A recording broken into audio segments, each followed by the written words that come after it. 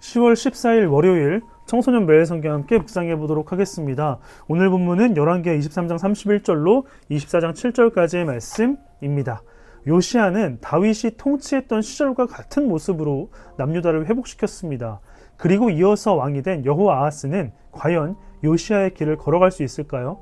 안타깝게도 여호아하스는 요시야의 이전의 왕들과 같은 길을 걷게 되었다고 합니다. 그리고 당시 애굽이 큰 힘을 가지고 있었는데 남유다를 쳐들어와서 여호아하스를 잡아갑니다. 왕을 잃어버린 남유다는 애굽의 식민지가 되어서 온갖 세금을 내야 했습니다. 결국 여호아하스는 애굽에서 죽게 되죠. 애굽의 왕은 여호아하스의 아들이 아닌 요시야의 다른 아들 엘리야김을 남유다의 왕으로 세우고 이름도 여호야김으로 개명시켜서 애굽을 위한 나라로 남유다를 바꾸려고 했습니다. 그리고 여호야김도 하나님 보시기에 악한 일을 했다라고 하죠.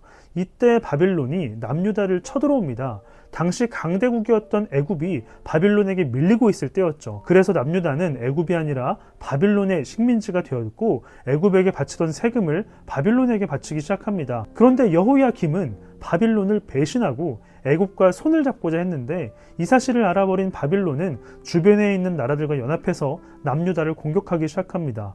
아무런 대항도 할 수 없었던 남유다는 결국 멸망할 수밖에 없는 상황이 됩니다. 본문은 이렇게 될 수밖에 없었던 이유가 므낫세의 죄악 때문이라고 말합니다. 요시야로 인해 남유다는 멸망하지 않을 것이라는 희망을 가졌었겠지만 하나님은 자신이 하신 약속을 분명하고 정확하게 이루어가고 계시는 것을 볼 수 있습니다. 결국 여호야김은 죽게 되었고 그의 아들인 여호야긴이 왕이 됩니다. 오늘 본문을 통해서 우리가 알 수 있는 것은 하나님이 아닌 다른 모든 것은 의지의 대상이 아니라는 것입니다. 하나님은 유일하게 우리가 의지할 수 있는 분이죠. 우리는 다른 것이 아니라 하나님만 의지할 수 있어야겠습니다.